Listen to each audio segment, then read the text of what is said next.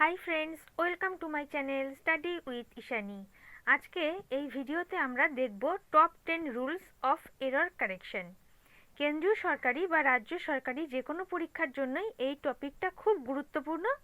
তো এই ভিডিওগুলো যদি তোমরা অ্যাটেন্ড করো তাহলে এরর কারেকশনে বেসিক রুলস একেবারে ক্লিয়ার হয়ে যাবে তোমাদের কাছে। সো ভিডিওটা তোমাদের জন্য খুব ইম্পর্ট্যান্ট হতে চলেছে, শেষ পর্যন্ত দেখো। ভিডিওটা ভালো লাগলে লাইক করো, আর চ্যানেলে নতুন হয়ে থাকলে সাবস্ক্রাইব করো। এরর কারেকশনে এটা পার্ট 3, আগে আমি দুটো পার্ট দিয়ে দিয়েছি। তো ডেসক্রিপশন বক্সে লিংক দেওয়া আছে, যারা দেখে নাওনি তারা সেখানে ক্লিক করে দেখে নিও। ওকে, চলো তাহলে দেখে নিই আজকে রুলসগুলো।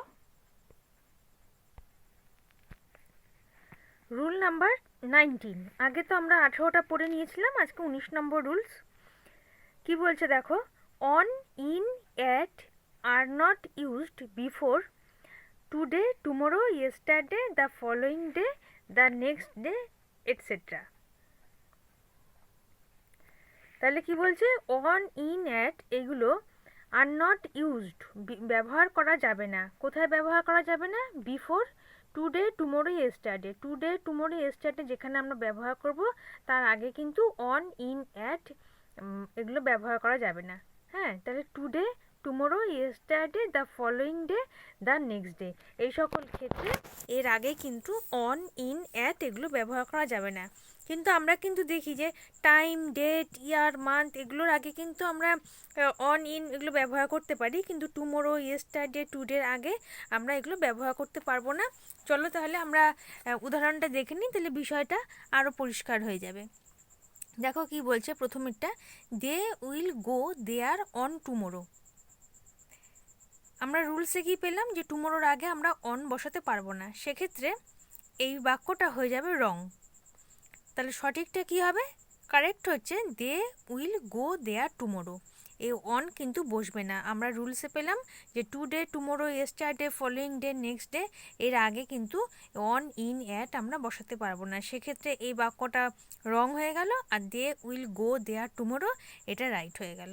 ওকে, ক্লিয়ার হলো? চলো 20 নম্বর রুলসটা দেখে নিই। 20 নম্বর রুলসে বলছে we can not use preposition to before the word home. আমরা টু এই প্রিপোজিশনটাকে হোম এই শব্দের আগে বসাতে পারবো না। এটা হচ্ছে 20 নম্বর নিয়ম। টু প্রিপোজিশনটাকে হোম শব্দের আগে ব্যবহার করতে পারবো না। তাহলে যদি ব্যবহার করি তাহলে বাক্যটা ইনকারেক্ট হয়ে যাবে। চলো এক্সাম্পলটা দেখে নিই। He will go to home. আমরা রুলসে কি পেলাম যে হোমের আগে আমরা টু ব্যবহার করতে পারবো না, ক্যান নট ইউজ। তাহলে এই বাক্যটা ভুল হয়ে গেল। সঠিক কি হবে? He will go home. ঠিক আছে, তাহলে হোমের আগে টু বসালাম না, এই বাক্যটা সঠিক হয়ে গেল। আর এখানে যেহেতু টু আছে সেহেতু বাক্যটা ভুল। ওকে, চলো 21 নম্বর রুলসটা দেখে নিই।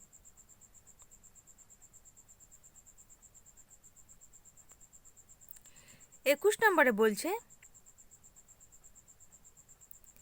after transitive verb like describe, discuss, reach, order, tell, demand, attack, resemble, etc., we should use the object only, avoiding any preposition.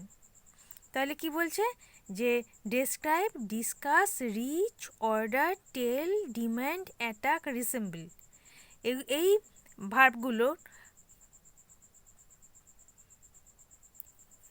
এই ভার্বগুলোর পরে আমরা প্রিপোজিশন বসাতে পারবো না। তাহলে আমরা বাক্যটা দেখি, এক্সাম্পলটা, তাহলে ভালো করে বুঝতে পারবো। He tells about the world history. সে বলে বিশ্ব ইতিহাস সম্পর্কে।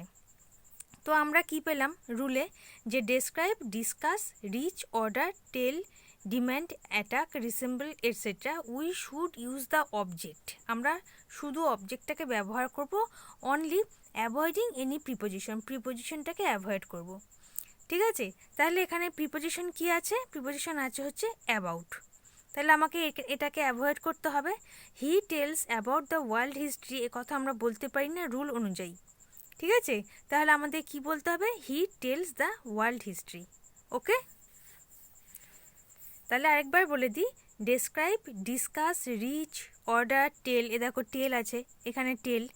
তো ডিম্যান্ড, অ্যাটাক, রিসেম্বল এসবের পরে আমরা প্রিপোজিশন বসাতে পারি না, ঠিক আছে? তাহলে দেখো he tells about the world history, তাহলে এখানে অ্যাবাউট আমরা বসাতে পারবো না। We should use the object only avoiding any preposition, প্রিপোজিশনকে অ্যাভয়েড করে আমাদের অবজেক্ট ব্যবহার করতে হবে। He tells the world history, এটা সঠিক। ওকে, পরের রুলটা দেখে নেব, 22 নম্বর। 22-এ কি বলছে? Say, speak, reply, suggest, explain, listen, write, talk, this words are followed by to preposition if there is a person in the form of object. কি বলছে? Say, speak, reply, suggest, explain, listen, write এগুলোর পরে সবসময় আমাদের two প্রিপোজিশনটা ব্যবহার করতে হবে যদি there is a person in the form of object, যদি অবজেক্ট হিসেবে কোনো পার্সন থাকে। আমরা সে এর পর টু ব্যবহার করব, স্পিক এর পর টু ব্যবহার করব, রিপ্লাই এর পর টু ব্যবহার করব। কখন ব্যবহার করব? যখন there is a person in the form of the object. তাহলে আমরা উদাহরণটা দেখে নিই। He did not reply me. তো আমাদের তো রুলসে কি বলেছে দেখো, রিপ্লাই, সে, স্পিক এসবের পরে this words are followed by to, কিন্তু এখানে দেখো রিপ্লাইয়ের পরে টু বসেনি, সেক্ষেত্রে বাক্যটি হয়ে গেছে ইনকারেক্ট। তা সঠিক বাক্যটা কি হবে? He did not reply to me, এটা সঠিক। ওকে, আরেকবার বলে দিই, say, speak, reply, suggest, explain, listen, write, talk এইসবের পরে কিন্তু টু প্রিপোজিশন বসবে যেখানে if there is a person in the form of object, যখন অবজেক্ট হিসেবে একজন ব্যক্তি আছে। এখানে একজন ব্যক্তি আছে, হি এর কথা বলছে, সেহেতু এই রিপ্লাই, সে, স্পিক এসবের পরে টু বসবে। ওকে, 23 নম্বর রুল দেখে নেব।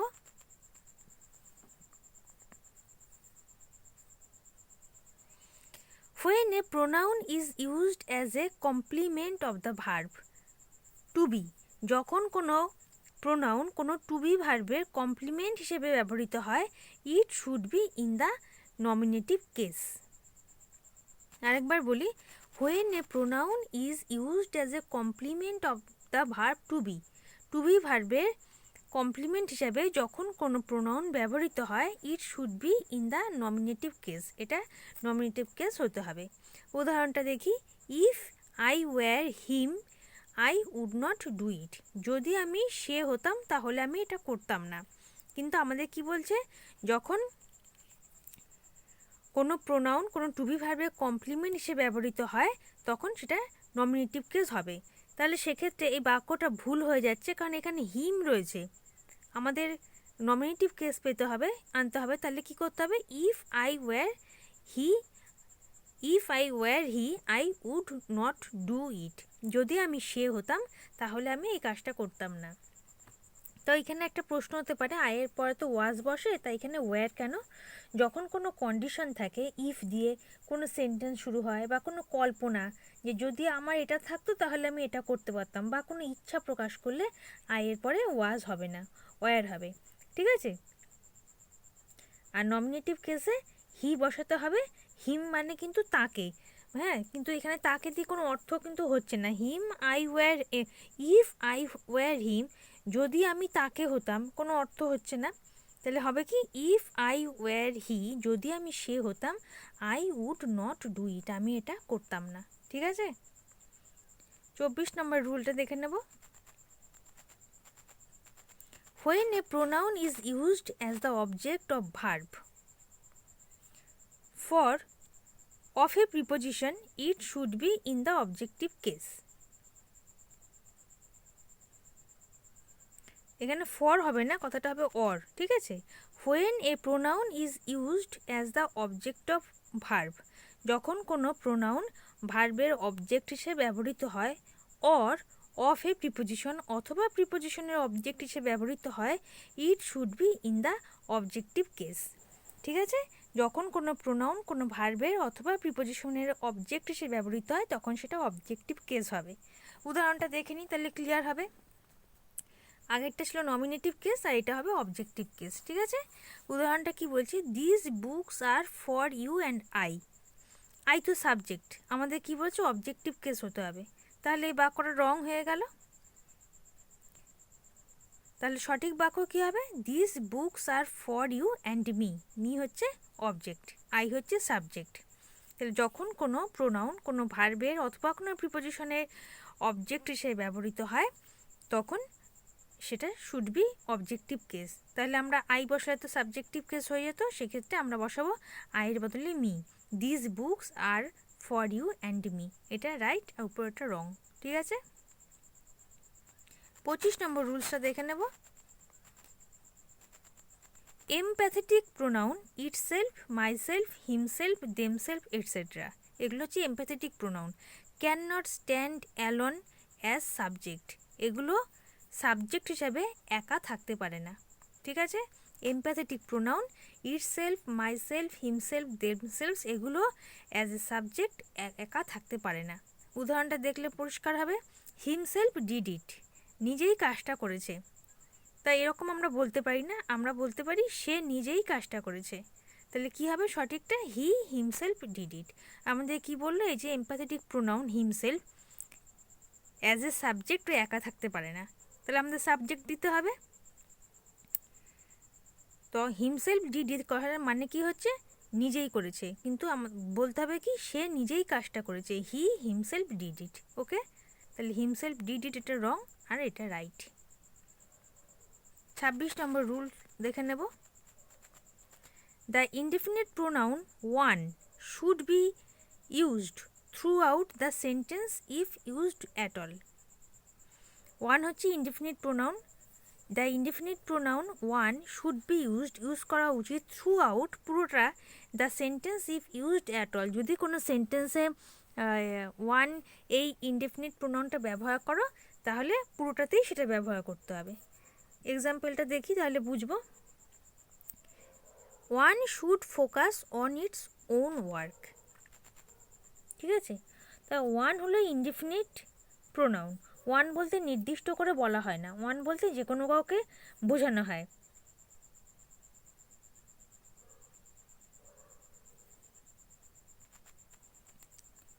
তো ওয়ান বলতে যে কোনো কাউকে বোঝানো হয়, কিন্তু এখানে যখন ইটস বলে দিচ্ছে তখন এটা কিন্তু নির্দিষ্ট করে বলা হচ্ছে, কারণ ইট হচ্ছে ডেফিনিট প্রোনাউন আর ওয়ান হচ্ছে ইনডেফিনিট প্রোনাউন। তো আমাদের কি বলছে, যখন তুমি ইনডেফিনিট প্রোনাউন ওয়ান ব্যবহার করবে তখন থ্রু আউট পুরোটাই ওয়ান ব্যবহার করবে। ওয়ান মানে অনির্দিষ্ট করে বলা আর ইটস হচ্ছে নির্দিষ্ট করে বলা, কিন্তু আমাদের রুলসে বলো ওয়ান ব্যবহার করলে পুরোটাতেই ওয়ান ব্যবহার করতে হবে। তাহলে এই বাক্যটা ভুল হয়ে গেল, সঠিক কী হবে, one should focus on one's own work. ঠিক আছে, ইটস বসালে কিন্তু এটা হয়ে যাবে ডেফিনিট প্রোনাউন, কিন্তু আমাদের রাখতে হবে ইনডেফিনিট প্রোনাউন। আমরা যদি প্রথমে ওয়ান দিয়ে শুরু করি তাহলে শেষেও আমাদের ওয়ানই বসাতে হবে, সেখানে ডেফিনিট প্রোনাউন বসানো যাবে না। ঠিক আছে, 27 নম্বর রুলসটা দেখে নেব।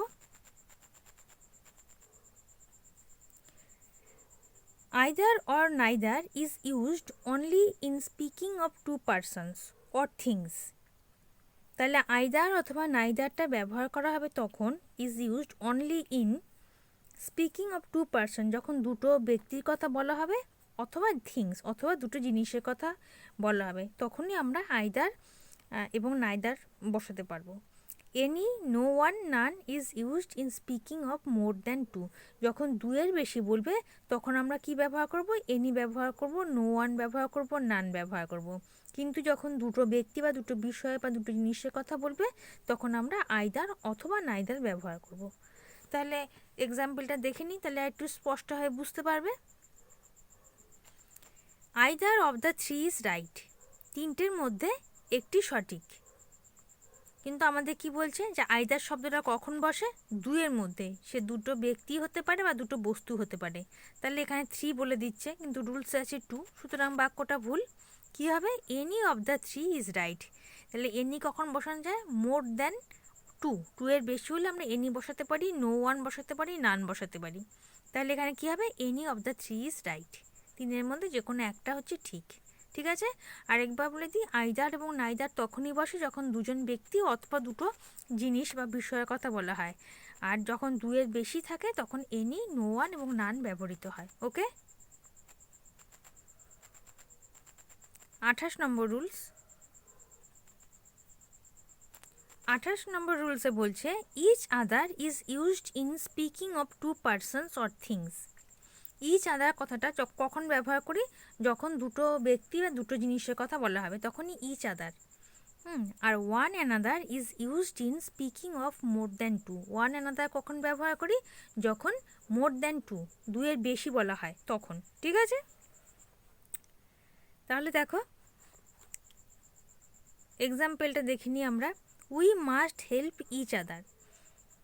এখানে দেখো উই বলছি মানে আমরা অনেকে, ইচ আদার মানে একে অপর, কিন্তু ইচ আদার কখন বসে? যখন দুজন থাকে। রুলস অনুযায়ী দুজন ব্যক্তির মধ্যে আমরা ইচ আদার কথাটা ব্যবহার করতে পারি, কিন্তু এখানে আছে উই। তবে এটাও ঠিক, উই বলতে আমরা দুজন বোঝাতে পারি, কিন্তু দুজনের বেশিও তো বোঝাতে পারি। তো উই বলতে দুজনও হয়, তিনজনও হয়, চারজনও হয়। সেক্ষেত্রে এই যে বাক্যটা ভুল হয়ে যাবে, কারণ আমরা এখানে জানি না উই বলতে কজন আছে। ঠিক আছে, তাহলে কি হবে? কারেক্ট হবে কি? We must help one another. আমাদের একে অন্যকে সাহায্য করা উচিত। যেখানে উই বসবে মানে আমরা, সেখানে ইচ আদার হবে না। Each other is used in speaking of two person or thing.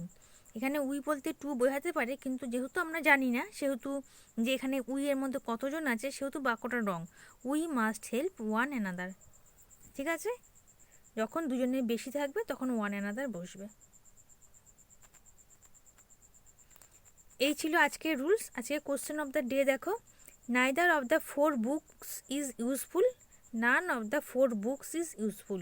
কোন সেন্টেন্সটা সঠিক তোমরা আমাকে কমেন্টে জানাবে। ঠিক আছে, আর যারা আগের ভিডিওগুলো দেখে নাওনি তাদের জন্য ডিসক্রিপশন বক্সে তো লিঙ্ক দেওয়াই রয়েছে, তোমরা সেখান থেকে দেখে নিও। আর আজকের ভিডিওটা কেমন লাগলো আমাকে কমেন্ট করে জানাবে, আর পারলে একটু শেয়ার করে দিও, যাতে তোমাদের হাত ধরে আমার এই ভিডিওটা অনেকের কাছে পৌঁছে যেতে পারে।